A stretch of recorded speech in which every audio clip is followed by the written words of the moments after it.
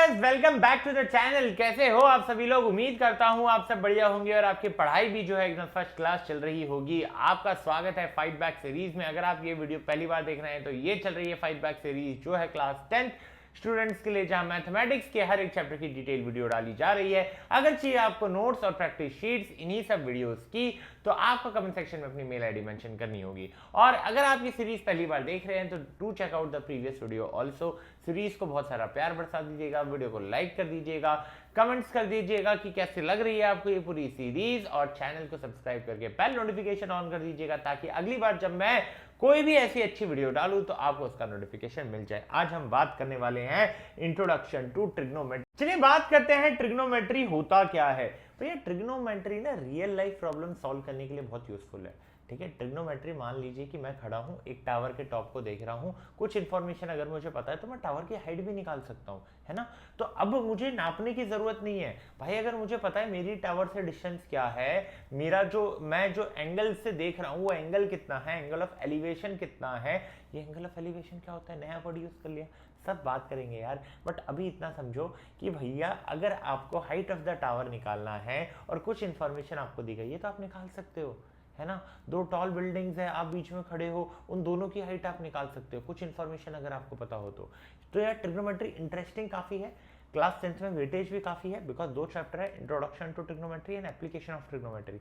दोनों ही काफी इजी है, काफी स्कोरिंग चैप्टर हो सकता है अगर आप इसके कंसेप्ट को समझ ले। सबसे पहला कंसेप्ट जो समझने के लिए वो है क्या, ट्रिग्नोमेट्रिक रेशियोज। ट्रिग्नोमेट्रिक रेशियोज क्या होता है भैया? ट्रिग्नोमेट्रिक रेशियोज एक राइट एंगल ट्राइंगल की साइड को उसके एंगल से रिलेट करता है। मैं वापस से रिपीट करता हूं, ट्रिग्नोमेट्रिक रेशियोज क्या होता है भाई? ये एक राइट एंगल ट्राइंगल के लिए एप्लीकेबल है।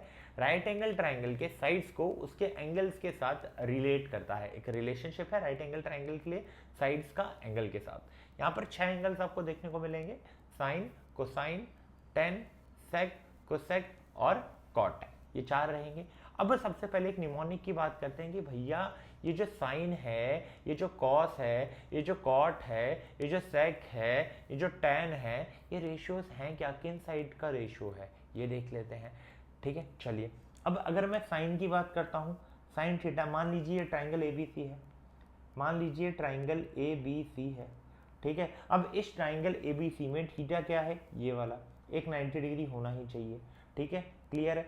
साइन थीटा की अगर आप बात करोगे तो ये क्या हो जाएगा, perpendicular upon hypotenuse. Cos theta की अगर आप बात करोगे तो ये क्या हो जाएगा, base upon hypotenuse. Tan theta की अगर आप बात करोगे तो क्या हो जाएगा, परपेंडिकुलर अपॉन बेस। अब वहीं से अगर आप कोसैक की बात करोगे तो ये उल्टा हो जाएगा साइन का, हाइपोटेनियस अपॉन परपेंडिकुलर। वहीं अगर आप सेक की बात करोगे तो किसका उल्टा हो जाएगा, कोसैक का उल्टा हो जाएगा। सेक की बात करोगे तो कॉस का उल्टा हो जाएगा, क्या हो जाएगा भैया, हाइपोटेनियस अपॉन बेस। कॉट की बात करोगे तो टेन का उल्टा हो जाएगा, बेस अपॉन परपेंडिकुलर। अब जब मैंने इतने सारे फॉर्मूले बोले तो एक क्वेश्चन तो लाजमी है कि भैया हम कैसे डिसाइड करेंगे कि हाइपोटेनियस क्या है राइट एंगल ट्राइंगल में, परपेंडिकुलर क्या है, बेस क्या है। जनरली हम हमेशा जो नीचे वाली लाइन होती है उसे ही हम क्या मान लेते हैं, बेस मान लेते हैं। तो मैं हमेशा एसी को ही जनरली बेस मानूंगा और ये बच्चे अक्सर गलती कर देते हैं, है ना। तो सबसे पहली चीज आपको अगर डिटरमाइन करना है बेस, हाइपोटेनियस और परपेंडिकुलर को, तो कैसे करोगे? देखिए एक राइट एंगल ट्राइंगल है, जो लॉन्गेस्ट साइड होगी, जो भी आपकी लॉन्गेस्ट साइड होगी वो क्या कहलाएगी, हाइपोटेनियस कहलाएगी। तो हाइपोटेनियस तो सॉर्टेड है कि भैया जो भी सबसे बड़ी साइड होगी वो हाइपोटेनियस हो जाएगी, वो आप इजीली आइडेंटिफाई कर सकते हो। मामला जहां फंसेगा, कहां फंसेगा, मामला फंसेगा परपेंडिकुलर और बेस में। तो आपको क्या देखना है भैया, एंगल, कि भैया एंगल क्या है। मान लीजिए थीटा इसको दे रखा है, ठीक है, वो थीटा इसी को दे रखा है। अब यहाँ पर एक चीज गौर करने वाली है कि थीटा के जो अपोजिट साइड होगी, थीटा के जो अपोजिट साइड होगी उसे आप क्या बोलोगे, परपेंडिकुलर। एक चीज क्लियर है, थीटा के जो भी एंगल आपको दिया गया है उसके जो अपोजिट साइड होगी वो क्या होगा, परपेंडिकुलर होगा। मान लीजिए ऐसा ट्राइंगल है, ठीक है, एक ट्राइंगल यहां भी बना देते हैं, ये मैंने एक ट्राइंगल बनाया, डन है। अब इस ट्राइंगल में ये थीटा है, ये 90 है, तो अगर ये थीटा है तो परपेंडिकुलर कौन सी साइड हुई भैया, ये वाली साइड परपेंडिकुलर हुई। क्या ये चीज क्लियर है? तो सबसे पहले आपको आपका थीटा, आपका एंगल देखना है कि एंगल कौन सा है। एंगल के अपोजिट वाली साइड क्या हो गई, परपेंडिकुलर हो गई। हाइपोटेनियस ऑलरेडी पता थी, तो जो बच गया उसे आप क्या कहोगे, उसे आप कहोगे बेस। क्या ये चीज क्लियर है? या बेस को आप ऐसा कह सकते हो कि जिस साइड पे थीटा और 90 डिग्री दोनों हैं उसी साइड को आप क्या कहोगे? बेस कहोगे।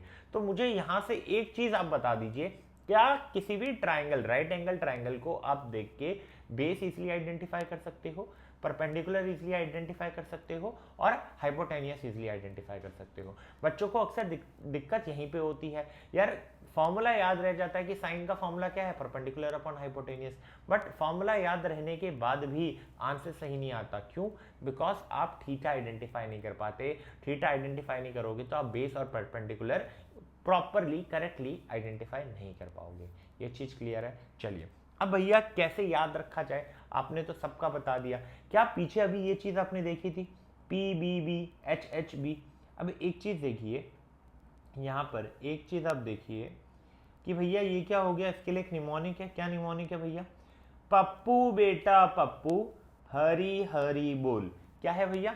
साइन के लिए पप्पू बेटा पप्पू हरी हरी बोल। अब साइन के लिए क्या हो जाएगा? लिख दीजिए साइन कॉस 10, नीचे कोसेक सेक कॉट। अब आपको मिल गया आपका ratio, sine P upon H cos B upon H 10 P upon B, है ना, कोसेक एच अपॉन पी और उसके बाद सेक एच अपॉन बी, ठीक है, और कॉट क्या हो जाएगा? बी अपॉन पी, ठीक है। आपका कोसेक क्या है? एच अपॉन पी है। क्या ये चीज क्लियर है?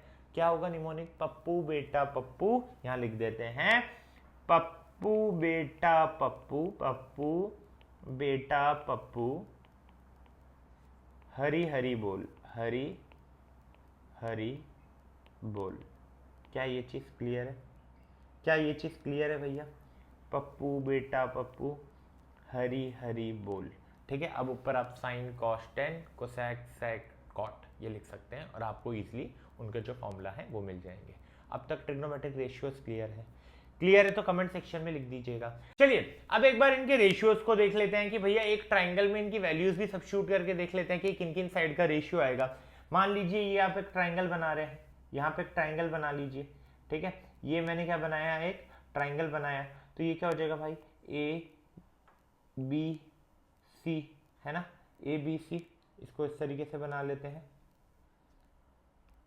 A B C. थीटा आप यहाँ पे ले लीजिए, ये 90 है, ये आपका थीटा है, ठीक है। परपेंडिकुलर क्या हो जाएगा आपका? परपेंडिकुलर की वैल्यू यहाँ पर BC हो जाएगा क्योंकि एंगल के अपोजिट है। हाइपोटेनियस लंबी साइड AC हो जाएगी, क्लियर है, ठीक है। बेस क्या हो जाएगा भैया? आपका AB, जहां पर आपका क्या आएगा? जहां पर आपका 90 डिग्री और जहां पे आपका एंगल दोनों आ रहा होगा। क्या ये चीज क्लियर है? थम्स अप कर दो, इतना क्लियर है। साइन का फॉर्मूला क्या होता है? Perpendicular upon hypotenuse. परपेंडिकुलर क्या है? BC, हाइपोटेनियस क्या है? AC। फॉर्मूला क्या हो गया? BC upon AC। क्या ये चीज क्लियर है? थम्स अप कर दो यार। अब बात करते हैं कॉस की। बेस क्या है भैया? AB और हाइपोटेनियस क्या है? AC। कॉस ए क्या होता है? AB अपॉन AC, है ना। तो base upon hypotenuse, base AB hypotenuse AC। चलो क्लियर है। 10 परपेंडिकुलर अपॉन बेस, परपेंडिकुलर क्या है? BC, BC डाल दिया। बेस क्या है? AB, तो AB डाल दिया। तो 10 क्या हो जाएगा इस ट्रायंगल में? BC upon AB। कोसेक ए की बात करोगे, अब कोसेक ए क्या है भैया? उल्टा है किसका? साइन ए का। साइन ए क्या था? Perpendicular upon hypotenuse. कोसेक ए क्या है? Hypotenuse upon perpendicular. हाइपोटेनियस क्या है? AC और परपेंडिकुलर क्या है? BC, तो ये क्या हो गया? AC upon BC। वहीं अगर आप बात करोगे सेक की, तो इसका फॉर्मूला होगा hypotenuse upon base, hypotenuse upon base. Hypotenuse क्या है? AC, बेस क्या है? AB, ठीक है। तो इसका फॉर्मूला क्या हो जाएगा सेक ए का? इस ट्रायंगल में AC upon AB। Cot A क्या होगा? Base upon perpendicular. तो कॉट ए का फॉर्मूला क्या हो जाएगा? बेस AB है, परपेंडिकुलर BC है, तो ये रेशियो क्या हो जाएगा? AB upon BC। क्या ये चीज क्लियर है? क्या ये चीज क्लियर है? चलिए अब इन ट्रिग्नोमेट्रिक रेशियोज के बीच में भी रिलेशन है। जैसे साइन ए जो है वो कोसेक ए का रिवर्स है, तो साइन ए क्या हो जाएगा? Is equal to 1 upon cosec A. क्यों? साइन ए क्या होता है भैया? Sine A perpendicular upon hypotenuse होता है। और कोसेक ए क्या होता है भैया? कोसेक ए की अगर आप बात करोगे तो हाइपोटेनियस अपॉन परपेंडिकुलर है। वहीं कॉस ए किसका रिवर्स है? सेक का। कॉस ए किसका उल्टा है? सेक का। तो कॉस ए क्या होगा? 1 अपॉन सेक ए। तो कॉस ए का फॉर्मूला जहां पर क्या होता है भैया? कॉस ए का फॉर्मूला बेस अपॉन हाइपोटेनियस है, वहीं सेक का क्या हो जाएगा? Hypotenuse upon base. 10 किसका उल्टा है भैया? कॉट का। 10 का उल्टा क्या है? कॉट। 10 क्या होता है? 10 होता है परपेंडिकुलर अपॉन बेस। कॉट क्या हो जाएगा, कॉट ए क्या हो जाएगा, बेस अपॉन परपेंडिकुलर। क्या ये चीज क्लियर है कि ट्रिग्नोमेट्रिक रेशियोज के बीच में क्या रिलेशनशिप है? क्लियर है तो थम्स अप दे दो, क्लियर है तो थम्स अप दे दो। चलिए नेक्स्ट क्वेश्चन करते हैं। भैया यहाँ पर क्या दिया गया है? भैया यहाँ पर tan a की वैल्यू दी गई है। tan a की वैल्यू कितनी दी गई है? 4/3 दी गई है। अब भैया यहाँ पे एक राइट एंगल ट्राइंगल बना लो, है ना, एक राइट एंगल ट्राइंगल बना लो। अब इस राइट एंगल ट्राइंगल को हम बना लेते हैं, ठीक है। ये मैंने एक राइट एंगल ट्राइंगल बना लिया, ये 90, हमने बोला है कि ये एंगल ए है, ये एंगल बी है और ये एंगल सी है, ठीक है। अब सिंपल सी बात है, tan a मुझे 4/3 दिया गया है। अगर tan a मुझे 4/3 दिया गया है, tan a का फॉर्मूला क्या होता है? tan a का फॉर्मूला पप्पू बेटा पप्पू यानी कि परपेंडिकुलर अपॉन बेस, है ना। तो क्या यहाँ से परपेंडिकुलर को मैं 4k मान सकता हूँ, बेस को मैं 3k मान सकता हूँ। तो अब अगर मुझे हाइपोटेनियस निकालना है, हाइपोटेनियस निकालना है तो मैं हाइपोटेनियस कैसे निकालूंगा? भैया हाइपोटेनियस निकालना है तो इन ट्राइंगल ABC 90 डिग्री है ना। तो यहाँ पर आप अगर AC का स्क्वायर करोगे तो किसके बराबर आएगा? AB का स्क्वायर प्लस BC का स्क्वायर, है ना। अब यहाँ पर परपेंडिकुलर क्या है? BC, है ना, परपेंडिकुलर क्या है? BC। तो यहाँ पर आप क्या डाल दोगे? 4k का स्क्वायर, है ना, प्लस AB का स्क्वायर यानी कि 3k का स्क्वायर। तो भैया ये बेसिकली क्या हो जाएगा? 9k स्क्वायर, है ना। ये क्या हो जाएगा? 9k square plus 16k square. तो ये बेसिकली क्या हो जाएगा? 25k square. अब अगर ये AC स्क्वायर है तो AC की वैल्यू क्या आएगी? Under root of square of 25k square. तो ये वैल्यू AC की यहाँ से क्या आ जाएगी?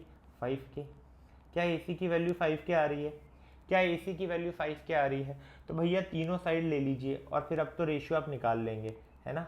ये क्या है भैया? इसको कॉपी कर लेते हैं, कॉपी, ठीक है। इसको आप कर लीजिए पेस्ट, है ना। अब यहाँ पर हाइपोटेनियस की भी वैल्यू आ चुकी है। हाइपोटेनियस क्या हो गया भैया आपका? 5k। हाइपोटेनियस क्या हो गया? 5k। ये आपका ट्राइंगल है, ट्राइंगल वापस से बन जाएगा, ट्राइंगल आप वापस से बना लीजिए, ठीक है। ABC, क्या ये चीज़ क्लियर है? 90 है, ये एंगल है। अब भैया यहाँ पर मैं साइन ए लिखूँगा, साइन ए क्या हो जाएगा? Perpendicular upon hypotenuse. परपेंडिकुलर क्या है? 4k, हाइपोटेनियस क्या है? 5k। ये वैल्यू क्या हो जाएगी? 4/5। कॉस ए की वैल्यू लूँगा, कॉस ए क्या हो जाएगा? Base upon hypotenuse. बेस क्या है? 3k, हाइपोटेनियस क्या है?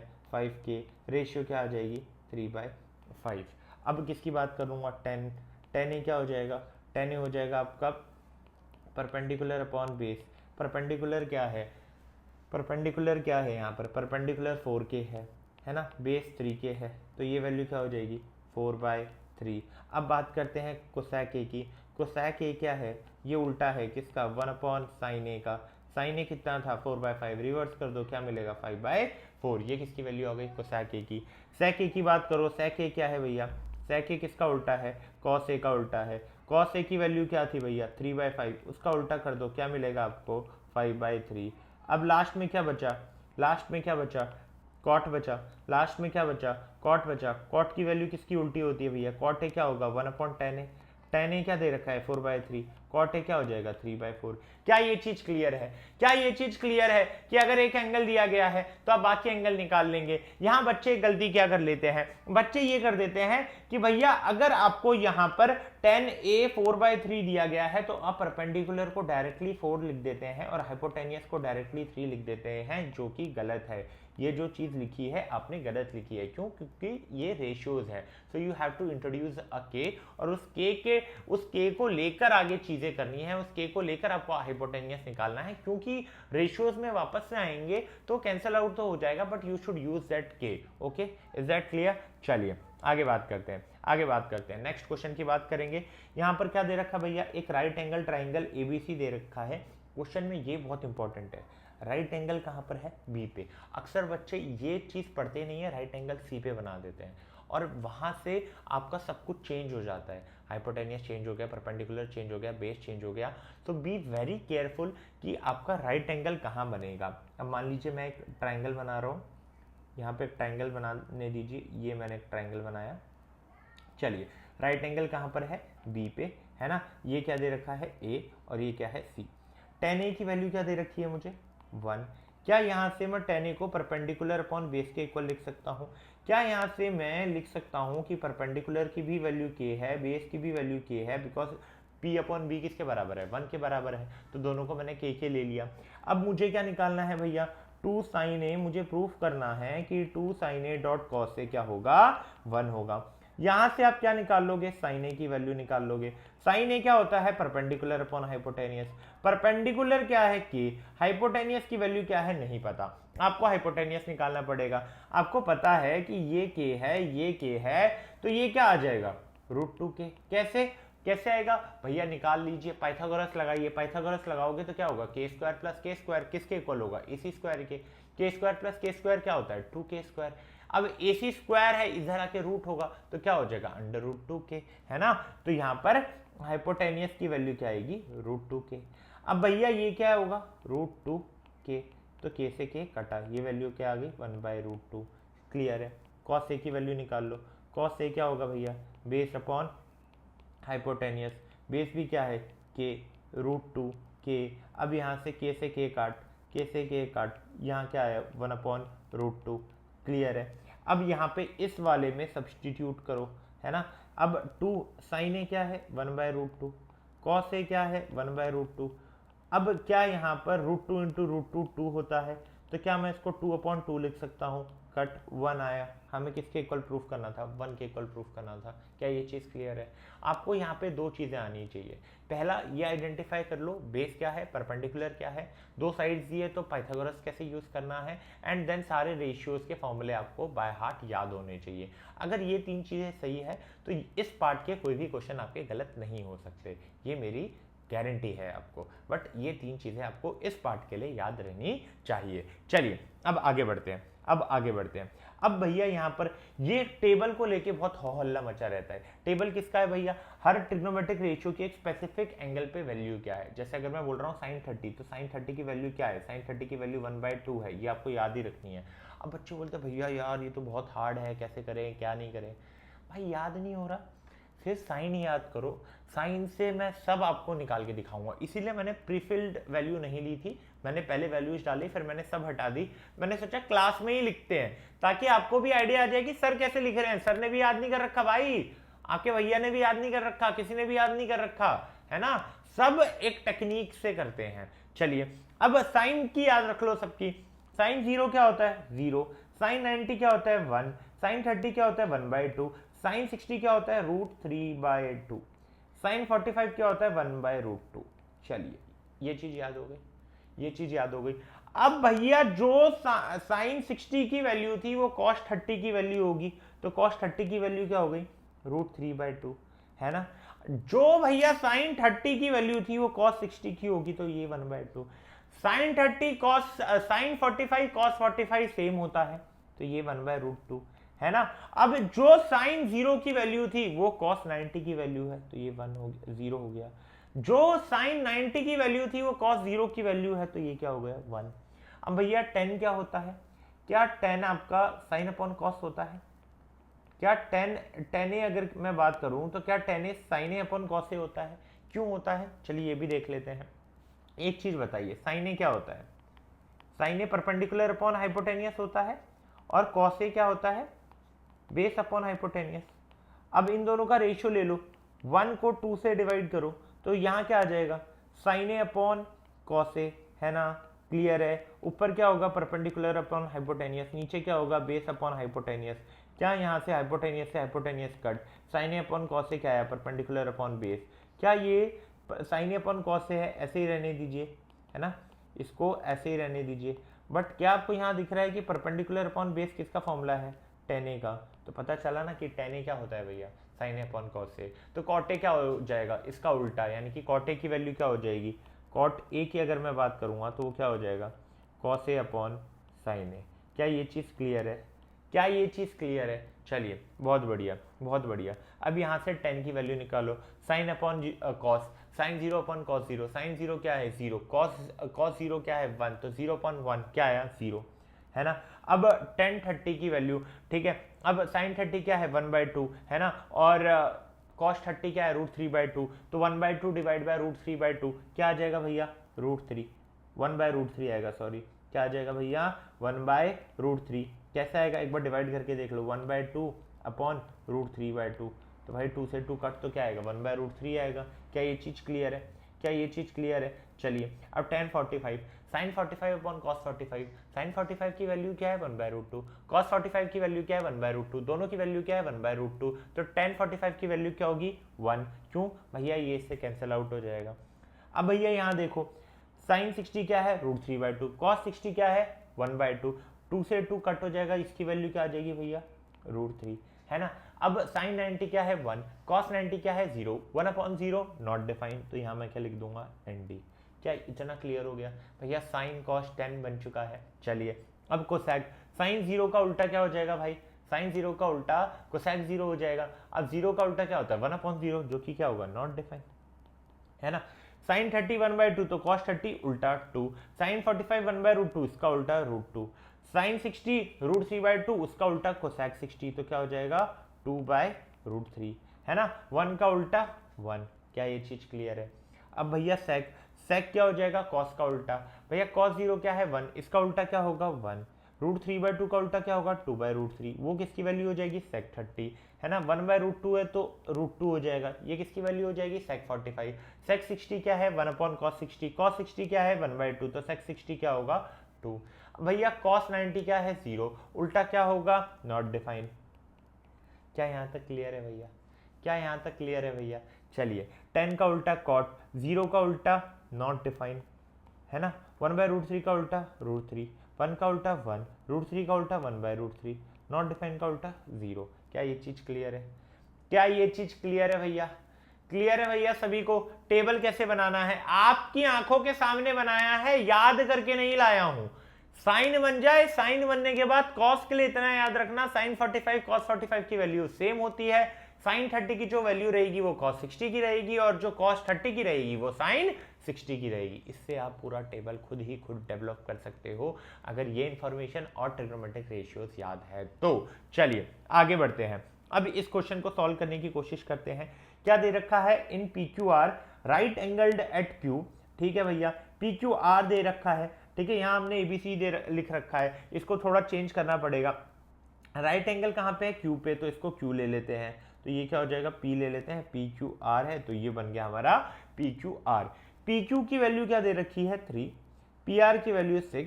अब क्या डिटरमाइन करना है, angle OPR QPR sorry angle QPR identify करना है और एंगल PRQ आइडेंटिफाई करना है ना। QPR यानी कि ये एंगल और ये एंगल, दोनों ही एंगल आपको आइडेंटिफाई करने हैं। चलिए भैया पहले तो आप क्या करोगे, एक साइड निकाल लोगे, है ना। पहले तो क्या करोगे, आप एक साइड निकाल लोगे। अब ये एंगल है क्या भैया, ये भी तो आपको देखना पड़ेगा ना कि एंगल कितना होगा। सबसे पहले तो एक साइड निकाल लो, ये 6 है, ठीक है। तो यहाँ से आप अगर पाइथागोरस लगाओगे तो ये तो क्लियर है ना भैया, पाइथागोरस यहाँ लगा दो, है ना।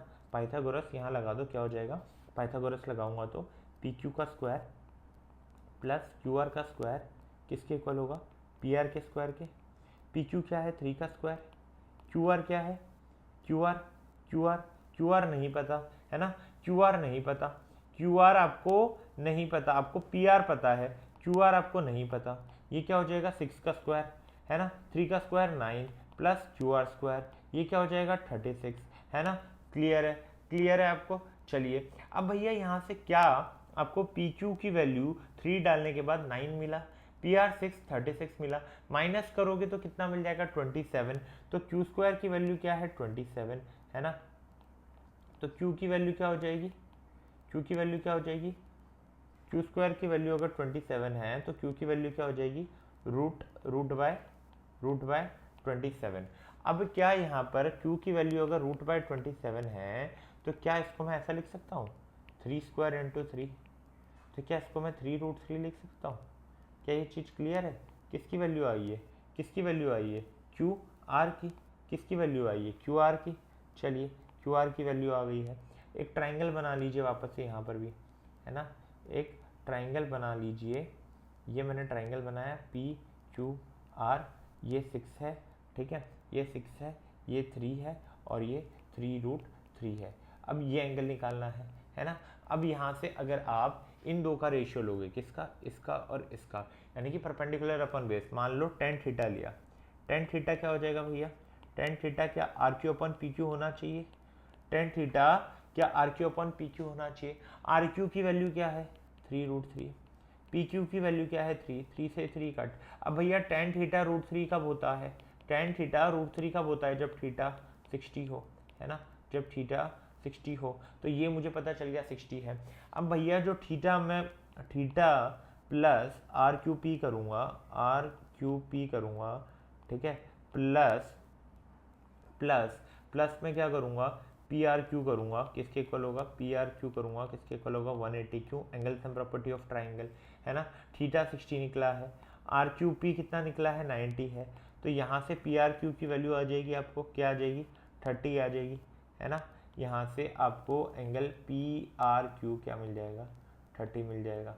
क्या ये चीज़ क्लियर है आपको, क्या ये चीज़ क्लियर है कि किस तरीके से दो साइड दी गई थी, तीसरी साइड निकाली, रेशियो से मैंने एंगल निकाला, दो एंगल पता चल गया, तीनों एंगल का सम 180 होता है, वहां से आपने तीसरा बचा हुआ एंगल भी निकाल लिया। या अगर आप रेशियो से निकालना चाहते थे तो वैसे भी निकाल सकते हो, choice is yours. Is it clear, is it clear. चलिए नेक्स्ट बढ़ते हैं, नेक्स्ट क्वेश्चन को देखते हैं। अब इस क्वेश्चन में क्या दे रखा है भैया, इस क्वेश्चन में भैया पहले तो आपको वैल्यू याद होनी चाहिए।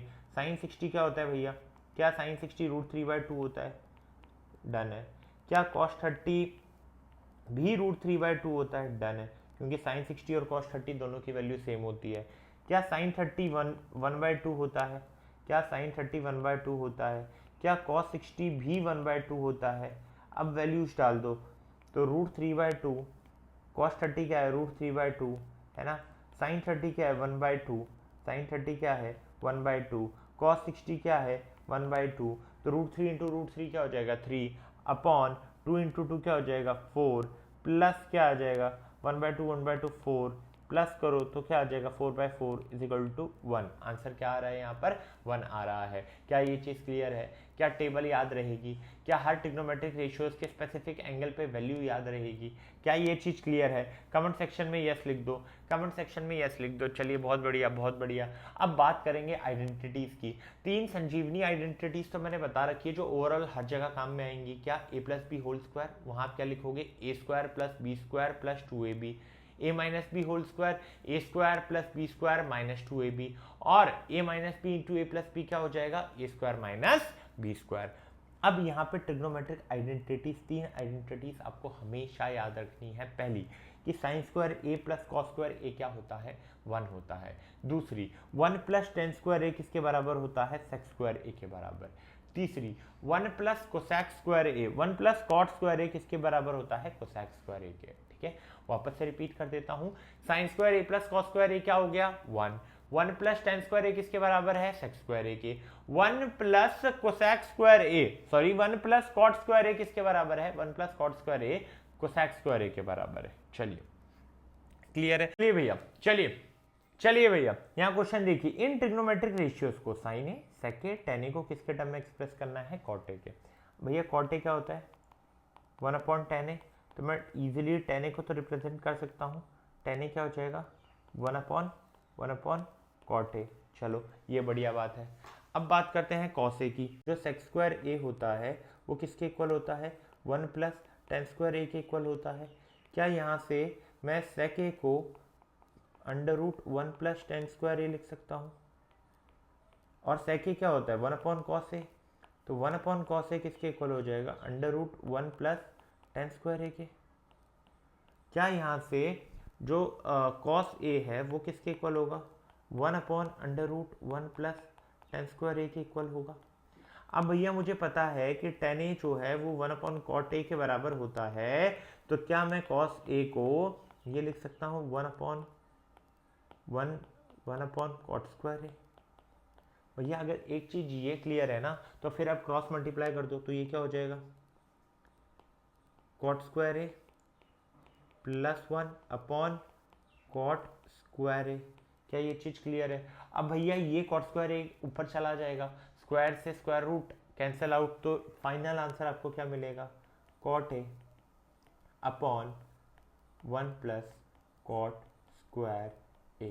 क्या ये चीज क्लियर है, क्या ये चीज क्लियर है। चलिए अगर ये चीज क्लियर है तो स्क्रीनशॉट ले लीजिए, इसका भी ले लीजिए एंड इसका भी ले लीजिए। डन है, एक सिंपल सी चीज़ देखो कि भैया कोसेक स्क्वायर ए क्या होता है, कोसेक स्क्वायर ए 1 प्लस कॉट स्क्वायर ए, है ना। अब इसको मैं क्या लिख दूंगा, 1 अपॉन साइन स्क्वायर ए, ये किसके इक्वल हो जाएगा, 1 प्लस कॉट स्क्वायर ए के। तो बेसिकली आपका साइन स्क्वायर ए किसके बराबर है, 1 upon 1 plus cot square A के, और साइन ए किसके बराबर हुआ, 1 upon under root 1 plus cot square A. क्या ये चीज़ क्लियर है, क्या ये चीज़ क्लियर है? क्या आपने साइन को, क्या आपने सेक को, क्या आपने टेन को कॉट के टर्म में एक्सप्रेस कर दिया है? आपको तीन आइडेंटिटी याद रहनी चाहिए, sine square A plus cot square is equal to 1। दूसरी आइडेंटिटी क्या हो जाएगी, 1 plus tan square is equal to sec square A. तीसरी आइडेंटिटी क्या रह जाएगी, 1 plus cot square is equal to cosec square A. क्या इतनी चीज़ क्लियर है, क्या इतनी चीज़ क्लियर है? अगर भैया इतनी चीज़ क्लियर है तो ये चैप्टर तो हो गया समाप्त। इस चैप्टर में ट्रिग्नोमेट्रिक रेशियोज है, स्पेसिफिक एंगल पे उन रेशियोज की वैल्यू याद रखनी है, और तीसरा है तीन आइडेंटिटी। इससे बाहर ट्रिग्नोमेट्री चैप्टर जो है, ट्रिग्नोमेट्री वाला चैप्टर है 8 इंट्रोडक्शन टू ट्रिग्नोमेट्री, उससे कुछ बहुत ज़्यादा अब हार्ड नहीं पूछा जा सकता। इसी के अराउंड क्वेश्चन को रिवॉल्व करके आपसे पूछा जाएगा।